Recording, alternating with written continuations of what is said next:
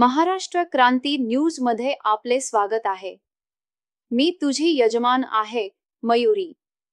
आज आपल्याकडे एक रोमांचक कथा आहे जी चित्रपटसृष्टीत लहरी आहे।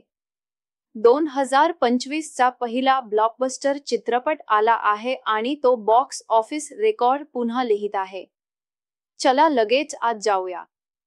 आमच्या स्टार कथेमध्ये सुपरस्टार व्यंकटेश दग्गुप्ती आणि त्याचा नवीनतम तेलुगू चित्रपट संक्रांती की वास्तुन आहे। अवघ्या 3 आठवड्यात या ॲक्शन पॅकर चित्रपटाने बॉक्स ऑफिसवर तब्बल 300 कोटी रुपयांची कमाई केली आहे, ज्यामुळे तो वर्षातील पहिला ब्लॉकबस्टर ठरला आहे। या सिनेमाच्या यशाबद्दल अधिक सांगण्यासाठी आमचे रिपोर्टर रवी मंजुळकर यांच्याकडे वळूया। रवी, चित्रपटाच्या कामगिरीबद्दल काय सांगाल? रवी मंजुळकर: धन्यवाद मयुरी। संक्रांती की वास्तुनाम 14 जानेवारी रोजी थिएटरमध्ये दाखल झाला आणि प्रेक्षकांना तुफान खेचले। हा चित्रपट ॲक्शन आणि कॉमेडीचा मेळ घालतो, त्याच्या आकर्षक कथानकाने प्रेक्षकांना मोहित करतो।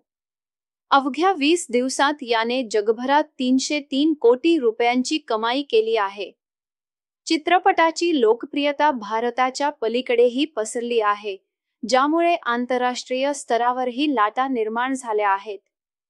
ही प्रभावी कामगिरी व्यंकटेशसाठी केवळ एक महत्त्वाचा टप्पाच नाही, तर या वर्षी प्रदर्शित झालेल्या इतर चित्रपटांसाठीही एक उच्च दर्जा सेट करते। प्रेक्षकांचा प्रतिसाद अभूतपूर्व होता, ज्यामुळे त्याच्या विक्रमी कमाईला हातभार लागला। मयुरी: धन्यवाद रवी, त्या माहितीपूर्ण अपडेटसाठी। हे स्पष्ट आहे की संक्रांती की वास्तुनाम चित्रपट उद्योगावर विलक्षण प्रभाव टाकत आहे।